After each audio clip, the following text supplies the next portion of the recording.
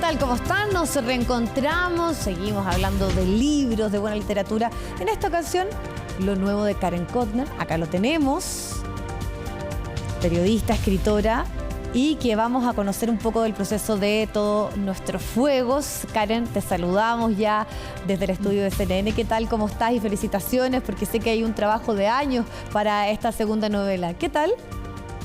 Muy contenta de estar con ustedes hoy día aquí, conversando contigo.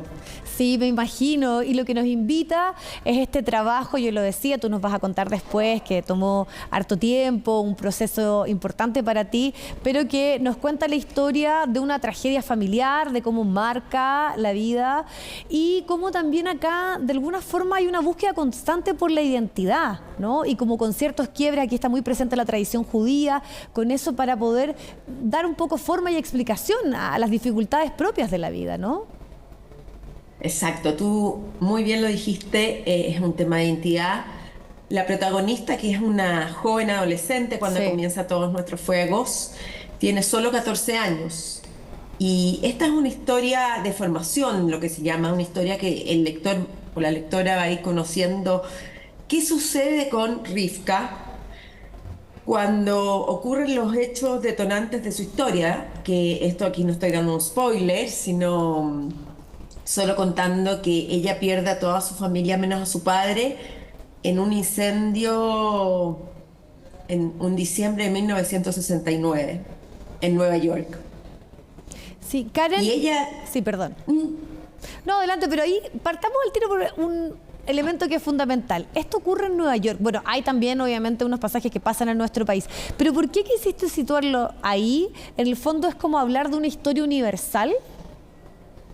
Exactamente, Verónica. Yo, la verdad es que quería salir un poco de la ambientación netamente chilena y enfocarme en algo más grande que la pudiéramos traer. Siempre yo sabía que, obviamente, el personaje de esta novela iba a llegar a Chile. No sabía cómo cuando lo empecé a escribir, pero tenía ganas de hablarle a un público mayor y también de mostrarle al público chileno cómo es la vida de una mujer observante judía, que es muy distinta a una mujer laica judía o a una familia laica, y que existen esos mundos, y esos mundos son capaces de adaptarse a la vida y a los desafíos como cualquier persona.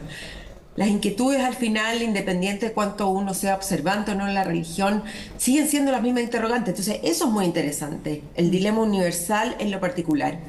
Sí, y también aquí la voz femenina, que eso es algo fundamental en la historia, por este padre que prácticamente no escuchamos, ¿no? Con la pérdida precisamente de esos vínculos que eran femeninos también, ¿no?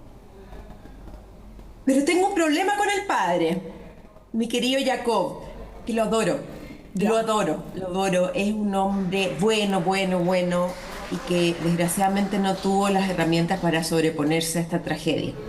Porque él, al igual que la madre, Zipora se llama, de Rivka, ambos son sobrevivientes del Holocausto. Ambos son inmigrantes, pero totales, en Estados Unidos. Y solo él, esta figura paterna, sobrevive, pero queda una figura silenciosa, fantasmal, muy intrigante, muy intrigante. Y este viejito, que no es ni tan viejito cuando pasa todo, tiene casi 50 años, tiene 50 años, era un hombre muy bueno, de un alma pura. Sí, Karen, y yo partía esta conversación planteando que tú además, en tu labor de periodista y en tu trabajo que has hecho, esta ya es tu segunda novela, conversas, recomiendas libros, estás constantemente leyendo, incluso mostrando tu agenda de apuntes. ¿Eso lo hace más fácil o más difícil el proceso creativo? Porque en el fondo tienes mucho conocimiento. ¡Qué excelente pregunta! Cuéntanos un poco de eso. Porque diste en el clavo. Sabes que cuando uno está escribiendo, y este proceso tal cual tú lo dijiste al comienzo fue muy largo, fueron 6 años. Bueno, yo también hacía otras cosas, pero al final son 6 años igual. No quita ni pone, el tiempo se mide igual. Y yo iba leyendo y se me iban introduciendo estas lecturas en mi escritura. A momentos era súper acertados y a momentos no.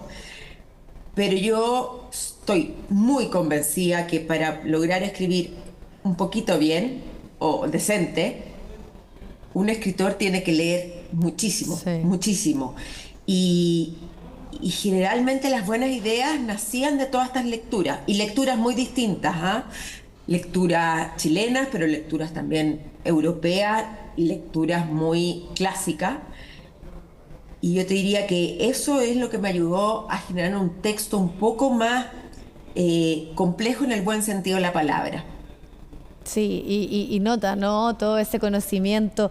Y cuando tú decides, porque ya lo explicábamos, esto fue harto tiempo, pero toca que este libro se lanza en un contexto de conflicto entre Israel y lo que está ocurriendo, pero más allá del conflicto, que yo sé que obviamente es una situación que está sufriendo un pueblo judío y un pueblo palestino. Me tocaba hablarlo también, por ejemplo, con Omri Realis, en ese libro donde él hace toda una investigación de la identidad, pero está la identidad, eso está presente, está tu tradición, tu historia. Entonces, ¿cómo también es que justo llegue en un momento donde está el debate, está, como podríamos decir, la noticia, la dificultad como humanidad de comprender situaciones tan complejas, pero aquí está ese día a día, ¿no? Lo que pasa es que yo creo que uno tiene que diferenciar la contingencia y el conflicto palestino-israelí y sustraernos al alma humana.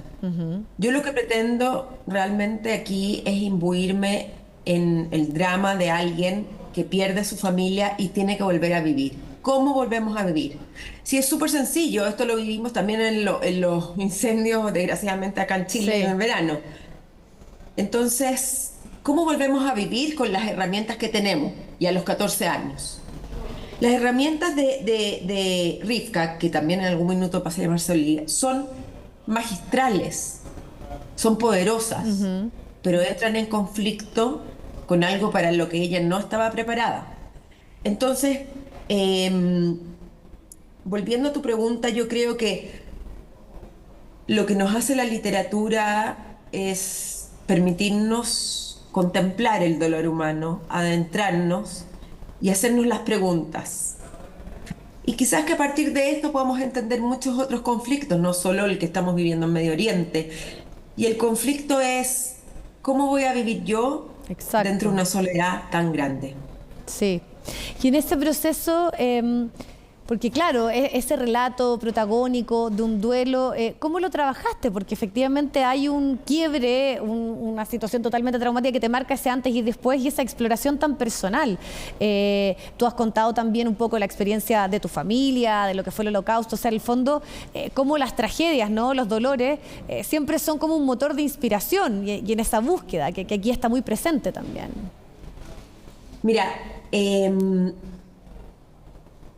para mí el tema judío, el tema de la exploración del dolor, del trauma, es algo inherente, inherente, así como mi fe. Y se va a traspasar, y eso yo lo tengo sumido en toda mi escritura y en mi punto de vista. ¿Y cómo indagué en ese dolor? Es fácil indagar en ese dolor cuando yo soy la segunda generación acá en Chile. Por el lado paterno llegaron en el año 39 escapando los nazis. Mi abuelita, digamos, y mi abuelo son los únicos sobrevivientes porque el resto los asesinaron los nazis. La familia de mi mamá, en cambio, llegó después de los pogroms en ex territorio de la Unión Soviética en 1920. Y así la familia de mi marido también. Yo estoy plagada y además que trabajé muchos años en una fundación registrando los testimonios de los sobrevivientes del Holocausto que se asentaron en nuestro país. Entonces, la verdad es que yo lo respiro y lo entiendo Sí. y lo he estudiado. Es un tema que me interesa y es un tema que tenemos siempre este conflicto de vida y muerte, los judíos. Y bueno, aquí Muy entonces, presente. Claro, y de alguna manera en este relato está en lo que tiene que enfrentar una joven, el fuego, ¿no? Con lo que significa, todo el simbolismo que hay de perder a todas sus familias, precisamente en un hecho de esa connotación. Así que, Karen, bueno, esto ya está en todas las librerías, así que tú nos haces también la invitación a conocer un poco de esta segunda novela tuya y que tiene esta particularidad de explorar tantos temas, ¿no? En esa búsqueda personal, íntima, pero también que nos habla de temas tan universales. Un millón de gracias por haberme dado esta ventana para poder conversar sobre todos nuestros fuegos y ojalá que muchos la lean y lo disfruten. Muchas gracias, Karen, por tu tiempo y además también ahí te pueden seguir en tus programas y en tus cuentas y redes donde hablas no solo de tu trabajo creativo, sino también entrevistas a otros escritores, recomiendas libros, así que también ahí pueden darse una vuelta por esa labor. Muchas gracias. De ahí. Gracias a ti. Bueno, así hemos llegado también al final con una nueva recomendación y conversación en el proceso creativo de este último libro de Karen Kotner, Todos nuestros fuegos, también ya absolutamente disponible en todas las librerías. Que estén muy bien, nos vemos.